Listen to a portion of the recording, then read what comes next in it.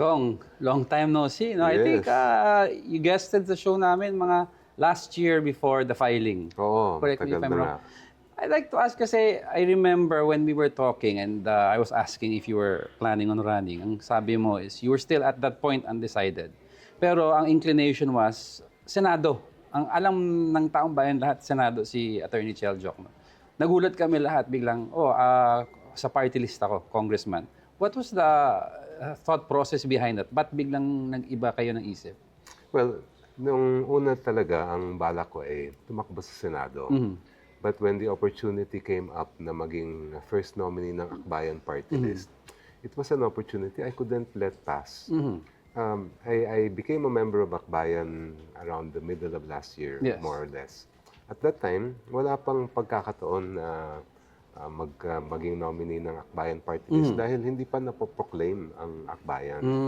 So ang balak ko pa rin noon ay tumakbo under Akbayan Okay. for the Senate. But around October, very close to the filing of the certificates of nomination and acceptance, bigla na nga lumabas yung proclamation ng Akbayan Yes. at nakaupo si Kong Percy Sandanya. So I was actually inspired by the political journey of Senator Risa Ontiveros, Yes. who served twice in the lower house as Akbayan representative before she became a senator. That's right. So sabi ko, pareho lang naman ang trabaho niyan, whether you're in the House of Representatives or in the Senate, Yeah. make laws. So it doesn't really make a difference as far as that goes. So parang it was a last minute talagang thing, no? It was not something that was really pre-planned. Yes, kaya medyo naging mabilisan din yung decision making ko noon. Yeah. Yeah. Pero kung most of us who know you kasi human rights lawyer, human rights advocate, 'di ba? There are some people kasi in the younger generation, nagulat sila na Akbayan because they kind of associated you with being part of sila Senator Bam Aquino, Senator Kiko sa Liberal Party. And they would have expected kung magpa-party din si Atty. Chel, akala nila ML. 'Di ba? So, ang tanong nila ng marami when we were talking, meron bang disconnect si Congressman Chel with the belief system or yung mga policies na gusto ihahain ng Liberal Party? That's why he chose Akbayan. Wala naman. Actually, maraming may akala na ako'y Liberal Party member. That's right. I'm not a Liberal Party member. I was not a Liberal Party member. Kahit nung tumakbo ko ng 2019 Actually, and 2022. 2022, si Ronald Llamas, he echoed that you were being considered as a top choice. Doon pa lang I remember that. So, and I worked with Senator Bam, Senator Kiko, That's right. and many members of the LP. I don't see any major differences in terms of the policies and the legislative agenda. Halos magkapareho naman yan. Yeah. And well now, congratulations nanalo Akbayan. And I understand that when Akbayan won, parang historical in a sense, one of the highest votes na nakuha ng isang party list ever sa isang election. Did you expect this kind of victory given na nung panahon ni former President Rodrigo Duterte, talagang na-tarnish ang name ng progressive groups? Ay, pinagsipagan namin yan. But I don't think anyone thought that we would get that many votes. Three seats, no? We got three seats, yes. We did our best. We really exerted more than 100% effort in terms of campaigning on the ground. Siyempre, kasama din ang social media doon sa messaging. But kami rin ay pleasantly surprised sa resulta. So, kumbaga, I didn't expect to be at least sa top, no? Yes. And even in the surveys, pag ganun-ganun ang numbers namin. So kung minsan masaya kami paglabas ng survey results, kung minsan naman malungkot. Hindi rin namin matansya kung anong magiging resulta. And we noticed also, Congressman, that last year, when we were talking, undecided ka pa, your social media presence is tumataas. You were starting to connect with the youth. You even had a following. I think you call them the children. Yes, he had a big following. Was this something that you embraced and you calculated or somebody introduced you to the benefits of the social media? Well, yung children, at hello sa lahat ng children, ay yan organic yon. Okay. It's a term that came about somehow during the campaign and people just embraced it. Yeah. I would go around, especially in 2022, sa pag-ikot namin kasama ng tropang angat, ay may lalapit sa akin. Of all ages, hindi lang naman yung youth. children po ako. Children, okay. And it just stuck. I think also it's a reflection of the changing demographic of our voters. Yes, that's right. Because our voters are getting younger and younger. I have a interesting and heartwarming story. When I ran in 2019, I would receive letters from children as young as 12 years old. They were right. Okay. They would write me letters and say, I support you, I like your content online, and I cannot vote yet, but I will tell my parents to vote for you. That's so nice. Yung mga 12 years old noong 2019, in 2022, mga 15-year-olds na yan. Marami sa kanila yung mga gumawa ng mga poster, yung mga meme during the campaign. And this time around, voting age na.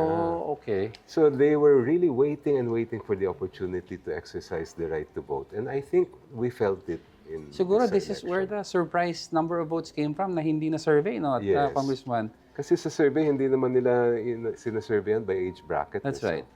Okay, I'd like to move a little on, well, we all know naman what you've been doing the last few years, of course, with your work with FLAG. But Akbayan also has its key priority bills and legislation. But who is Chel Diokno going to be this coming 20th Congress? Kumbaga, ano yung magiging legacy bills na ipupush mo? Aside from, we all know yung justice system, human rights, who will Chel Diokno be?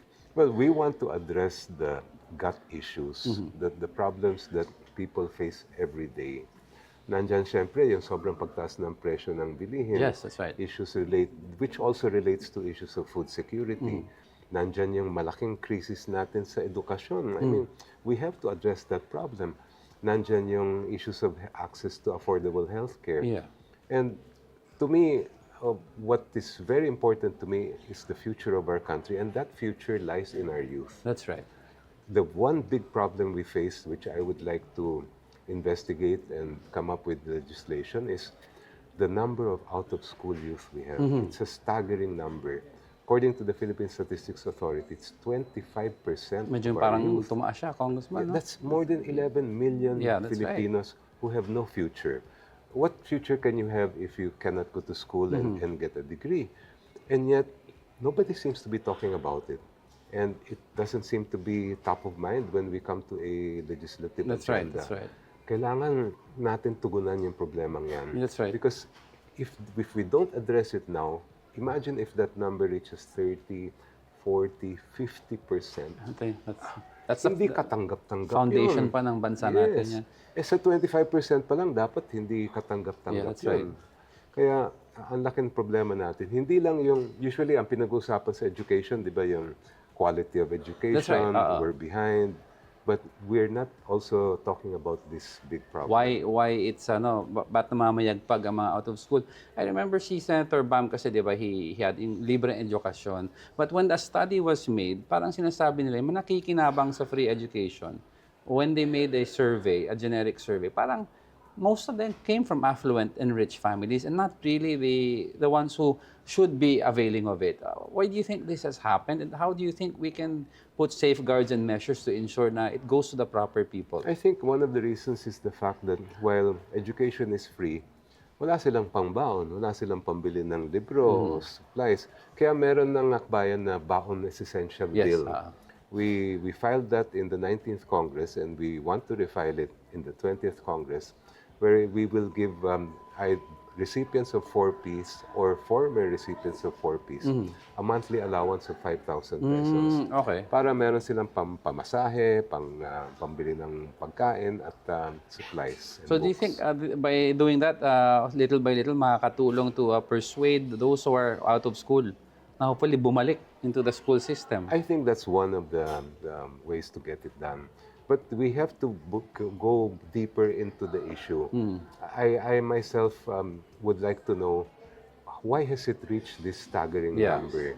And what are the proposals from within the stakeholders? What can we do? That's right. We need to talk to the parents of out-of-school youth. We need to talk to the youth themselves and ask them, anong nangyari? Bakit hindi nakakapag-aral ang inyong mga anak? Kumbaga, understanding their situation. But another problem, Congressman, that I would like to pick your brains on is food security. I remember kasi when I was much, much younger, The entire, I remember, was it Negros? So the entire Negros could supply the entire Southeast Asia with rice. Now we're becoming the top importers of rice in the region. And I remember si PBBM when he was starting, agriculture ang thrust niya, ang focus niya. What is your take on the handling of this administration on the agricultural sector? You know, the agricultural sector has long been neglected, in my opinion. Rather than focusing on strengthening the sector, ang nangyayari, we resort to importing. That's you know, right. and that really, in the long term, is not going to help us. It may address our short-term problems, but we have to find ways to equip our farmers with the skills, the equipment, and the infrastructure so that they can really uplift their own lives. That's right. I always say this, bakit sa ibang bansa, even in the ASEAN region, ang taas ng tingin ng tao sa mga magsasaka. Yes, oo. At ang ganda ng buhay nila. Samantala sa atin, ay pahirap na pahirap ang kanilang buhay. And we should never accept that. They are the people who bring the food to our tables. Same applies to our Yes. fisher folk. And yet, their lives are so difficult. I'd like also to move on to another topic, which is, of course, one of your main thrusts, no, in justice system and human rights. Recently, the newly appointed PNP chief, si General Torre, Yes. he visited the human rights after proclaiming an all-out war on drugs with a different approach. Do you think this is a welcome sign in terms of how the PNP might work with human rights? It's a very welcome sign. But I think that it requires also a shift in the mindset of our legislators.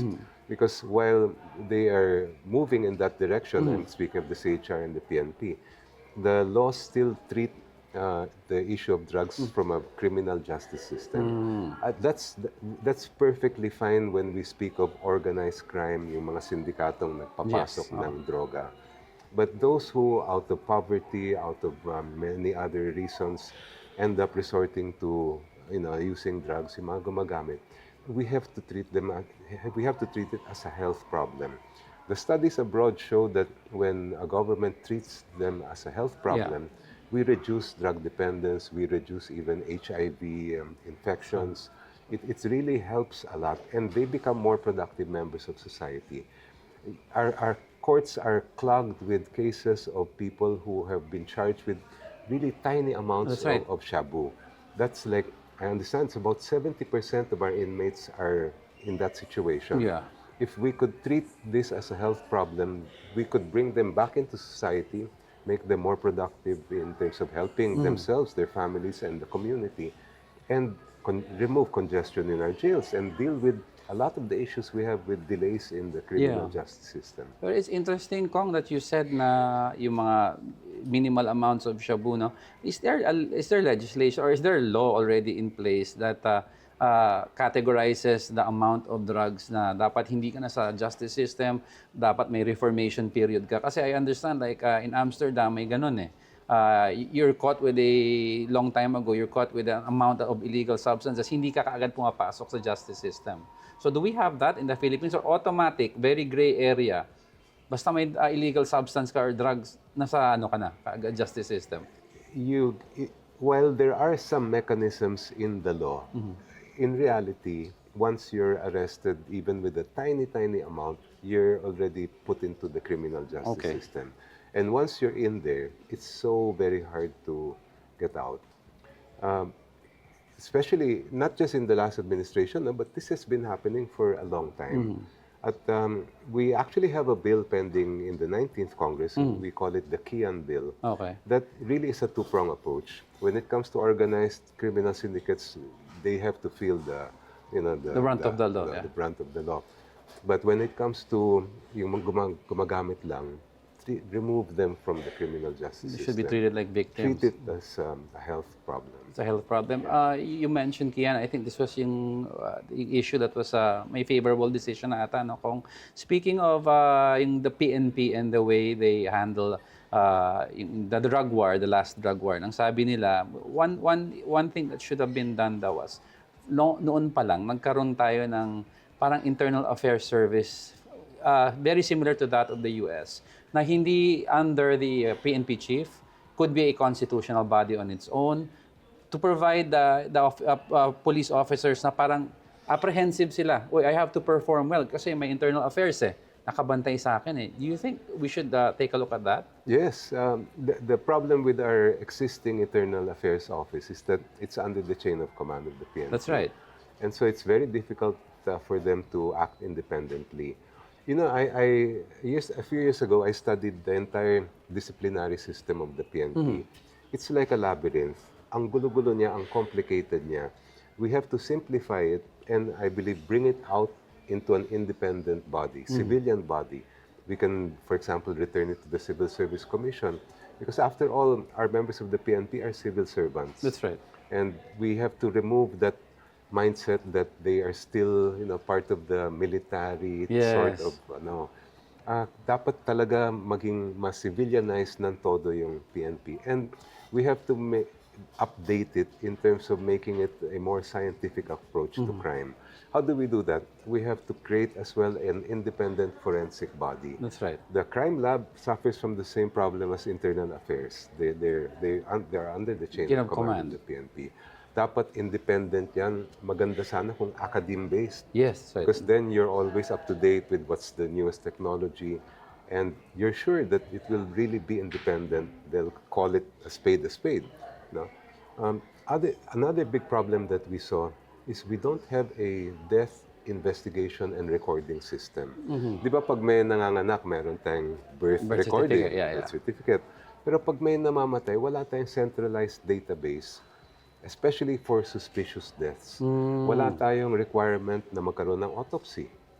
So if a family refuses or does not give consent to an autopsy, the police don't conduct one, even if it's clearly a violent death. So, minsan nga, sabi ko, paano kung ang suspect o yung gumawa ay member ng family? Di ba, you see a lot of TV shows in the States where they always say, mga crime shows, when a murder is committed, we always look at members of the family because the tendency is if you're close to that person, you may be the one who perpetrated the crime. But the law we have does not even sort of recognize that. Parang kasi ang nagiging joke nga it's nagiging joke sa street is ayon sa testigo, ayon sa isang witness, di ba? So therefore doon pa lang yung credibility daw ng isang investigation goes down the drain because they're not sure as to the veracity of yung testigo na yan. Ang question ko also about is the organization of PNP units. In the US, you have the violent death unit, gang members unit, the dangerous drugs unit. Here you have one unit functioning multiple. That's right. Diba? Is it about high time that we, invest in the PNP and give them the units that they deserve and the capable people?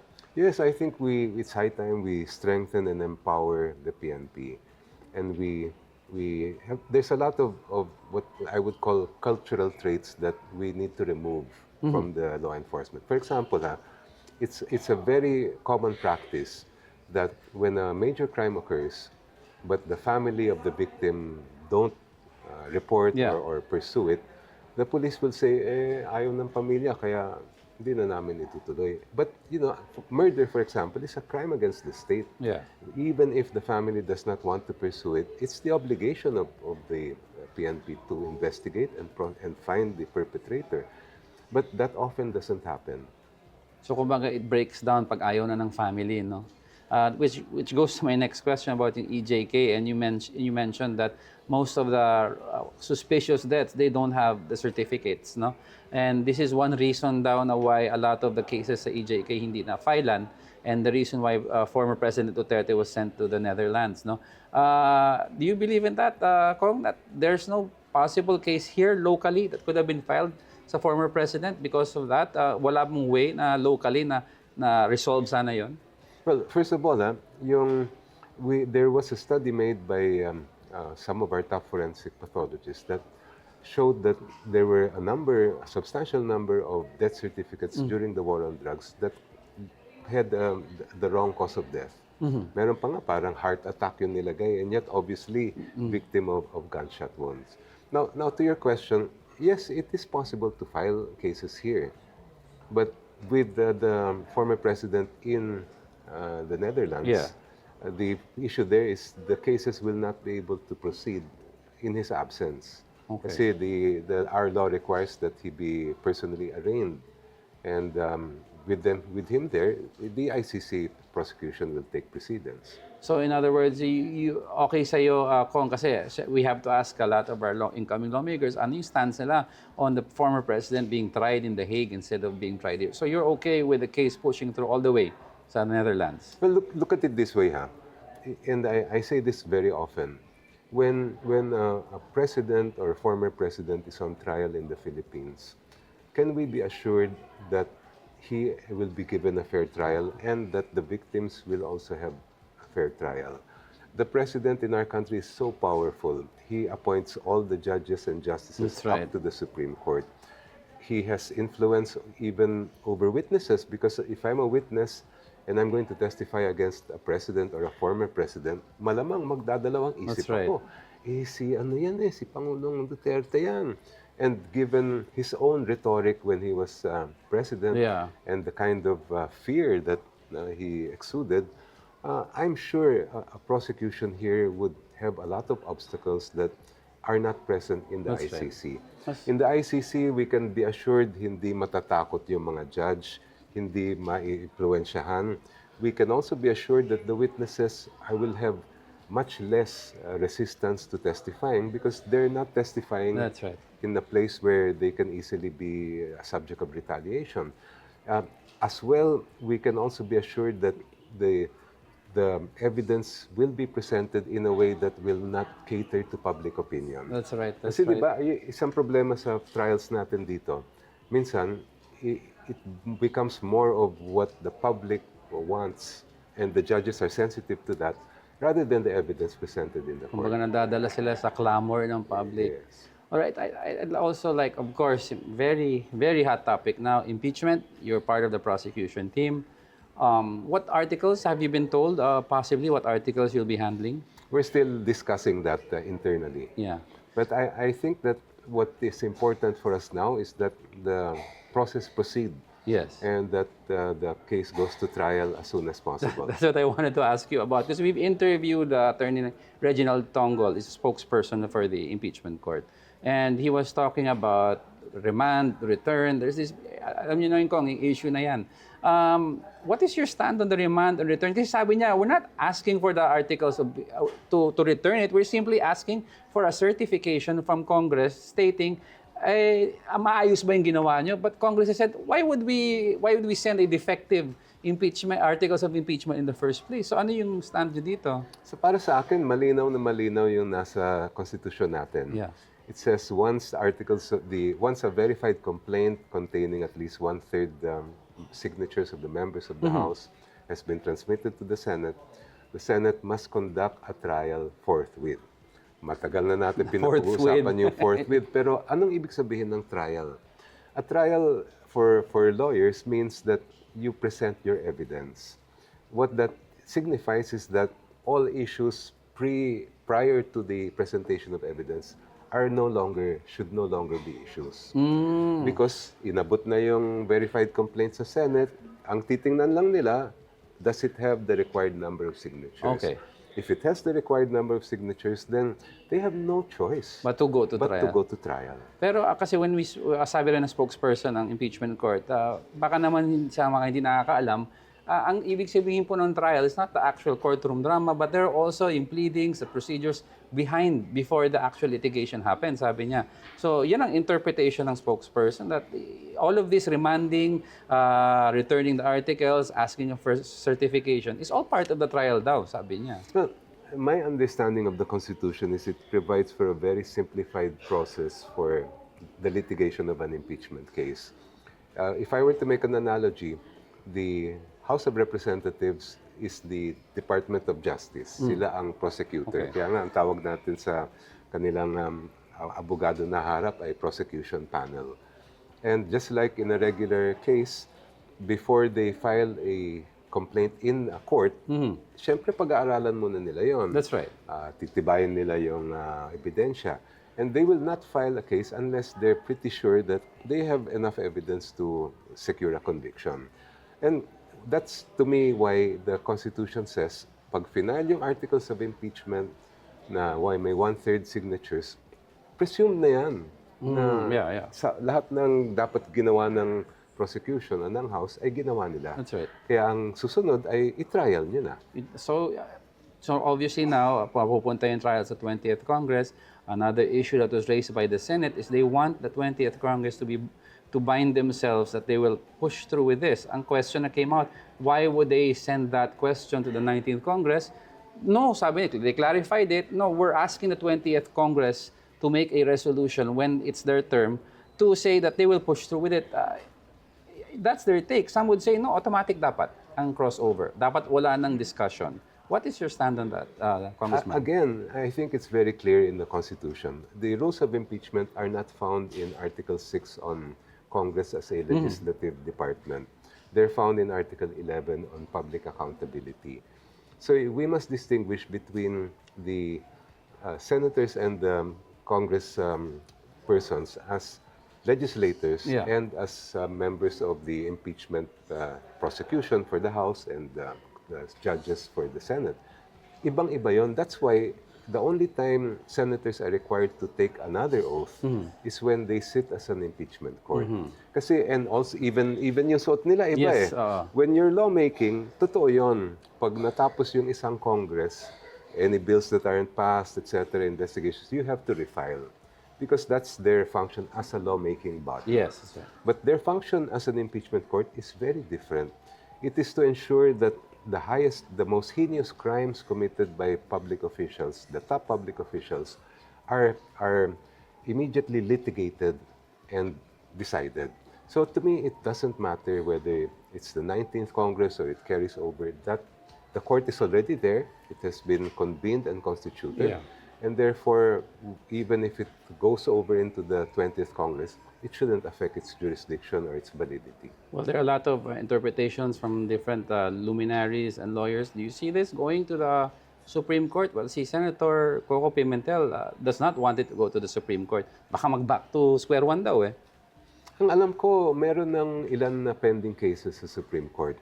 So it has already reached the Supreme Court, many of these issues. Yeah. Okay, so of course, 20th Congress is coming up. I asked you a while ago who is Chel Diokno, but of course, what can we expect from day one aside from impeachment? Of course, we're all want to see you hit the ground running, given ang resurgence ng Akbayan as a parting shot. Congressman, anong makikita ng public from Congressman Chel Diokno? Ay tuloy-tuloy lang po yung ating pakikipaglaban para sa kapakanan ng taong bayan. Lalong-lalo na yung mga talagang hirap na hirap ang araw-araw sa kabuhayan. Kailangan natin ibalik yung atensyon hindi sa politika, yung maaway ng kung sino-sinong kampo, kundi sa problema ng ordinaryong Pilipino. Yeah. And that is what I and Akbayan want to push for. Well, looking forward and hope we'll talk to you soon. Thank you very much for joining us. Thank you so much. Congressman, thank you.